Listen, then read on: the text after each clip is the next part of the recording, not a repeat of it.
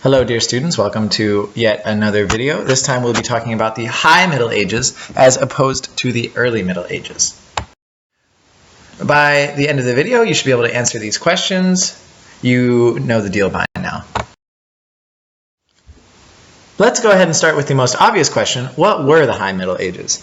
The High Middle Ages are defined as a period that lasts from around 1000 AD to 1300 AD that was characterized by the end of barbarian invasions and a spread of general stability, growing population, a unified culture under Western Christianity, the growth of cities and trade, and the emergence of a few powerful centralized kingdoms. We're going to be exploring most of these trends in this video. That's a sweet picture of the fortress city of Carcassonne, which was one of the major French cities during the High Middle Ages. Let's go ahead and start with the end of the invasions of Western Europe. So as you remember, maybe, the breakdown of the Carolingian dynasty was caused partially by increasing raids by Vikings and other quote-unquote barbaric peoples. These are pagans who come from outside of Western Europe. And the major group that was responsible for this was the Vikings. But by the year 1000, the Vikings have begun to settle down.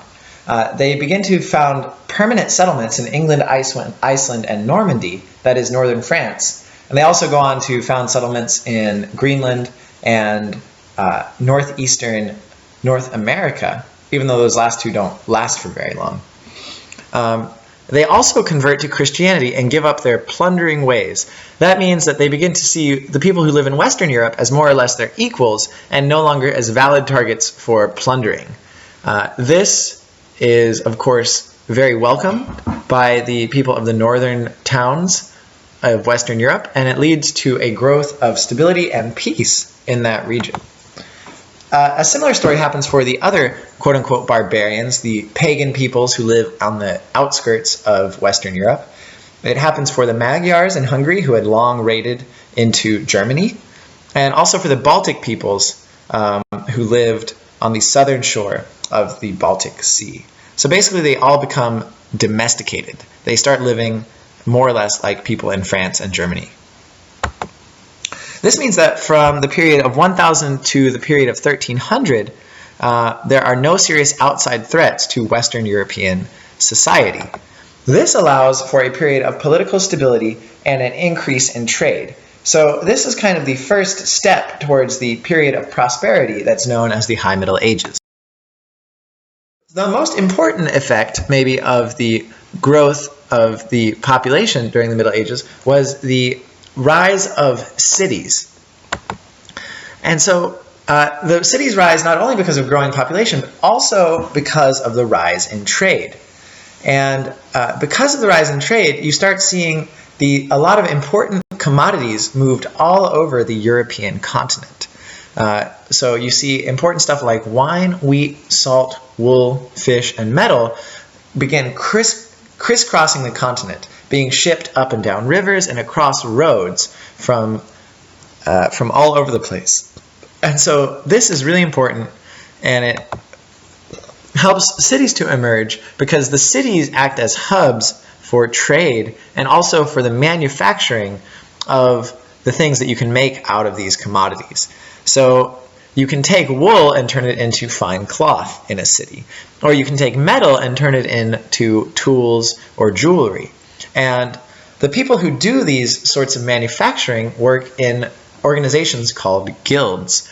And guilds become the primary system for organizing industry in the Middle Ages. And these are special organizations that specialize in certain crafts and get really, really good at a particular thing. So there would be a weaver's guild, there would be a goldsmith's guild, basically a guild for everything. And the guilds start to specialize, and the economy begins to become more complicated than it was in the early Middle Ages, when basically everybody was just a farmer, and everybody lived and did whatever they needed to on a small patch of ground.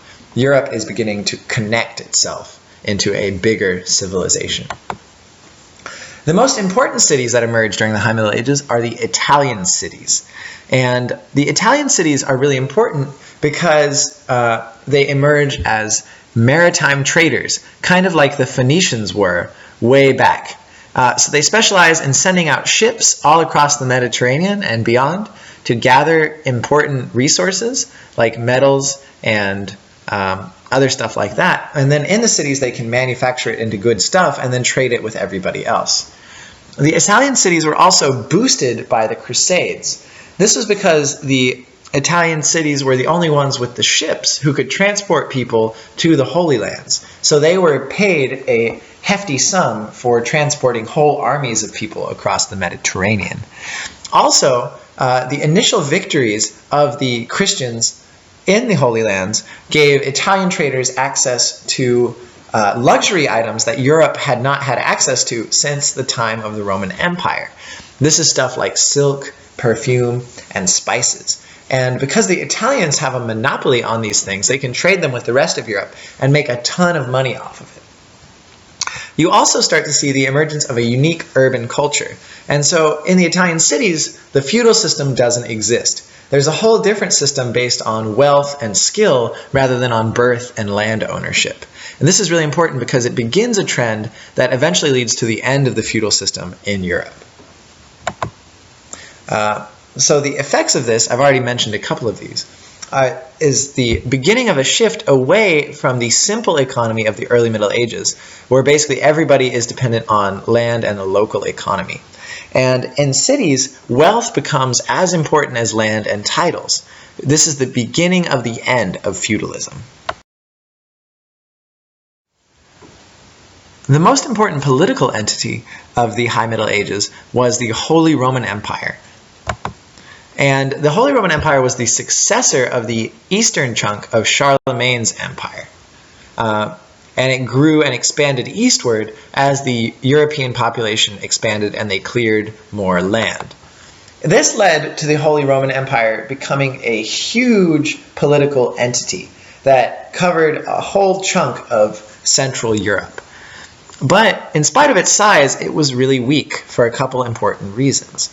One reason was that the emperor was dependent on the lesser lords and on the pope. So rather than the emperor passing the crown on to his descendants, as normally happens in a monarchy, the emperor was actually elected by the lesser princes. And you can see there all of the different borders within the Holy Roman Empire. Those are all independent principalities. And so the independent princes would get together and vote for who was going to be their king, and the king would remain dependent upon these lesser people throughout his reign. He also required the approval of the Pope because his authority as Holy Roman Emperor came from the Pope. And so that meant that he couldn't really tick off either the Pope or the lesser lords without risking his crown. And so this led to a bunch of problems. Every little independent principality had its own laws and rules, which made it really complicated to trade or to really do anything. There were also taxes. Anytime you crossed any of these borders, you might be charged a random amount of money. This restricted trade and made it difficult to unite all of these people up into any kind of organized economic activity. And also, when it came time to fight, each prince would bring his own tiny little army, and the army would oftentimes have a hard time working together as a disciplined unit. All of these problems lead to a long, slow decline, but it is a long decline. The Holy Roman Empire does not cease to exist until 1806, when Napoleon finally puts it out of its misery. So while the Holy Roman Empire remains kind of decentralized and weak, the High Middle Ages provides us with two examples of states that begin to centralize and become very strong and tightly controlled. The first state that does this is France. And in France, how it works is, over the years, the French kings begin to acquire more and more direct control over their territory. That is, they take control away from their vassals. They do this in two ways. First, the French king begins to employ royal officials who collect taxes for the king and serve as judges. And what this means is that the king is able to come up with his own source of revenue with which he can fund a private army. That way he's not always dependent on the support of his vassals. The king also directly controls increasingly vast territories. He does this usually by marrying into new territories. And over the generations, the French kings acquire huge tracts of land, and they control them directly instead of having to basically deal with uppity vassals. England's story is a little bit more complicated. It begins with this guy named William the Conqueror, who was actually a lord in northern France, in Normandy. In 1088, he crosses the English Channel and conquers England. He does this by using French-style heavy cavalry, what we would think of as knights, to beat up on and basically trample the less advanced Anglo-Saxon infantry. And after he defeats the Anglo-Saxons, he takes over England and directly owns all of the land in England himself.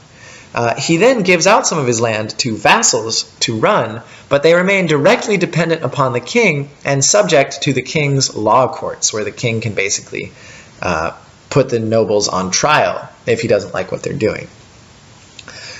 This changes a little bit with the signing of the Magna Carta in 1215, where the king is forced to share some power with the nobles. This leads to the emergence of the rule of law and to a parliament. And even though it limits the king's control over the nobles, it still results in a stable and centralized government in England. This is really important because centralized states can use their resources more efficiently than feudal states. So they can have a single organized army, they can collect taxes in some sort of rational way, and they can work as a single unit. What we see after this is the gradual spread of centralized states and the gradual disappearance of the feudal system.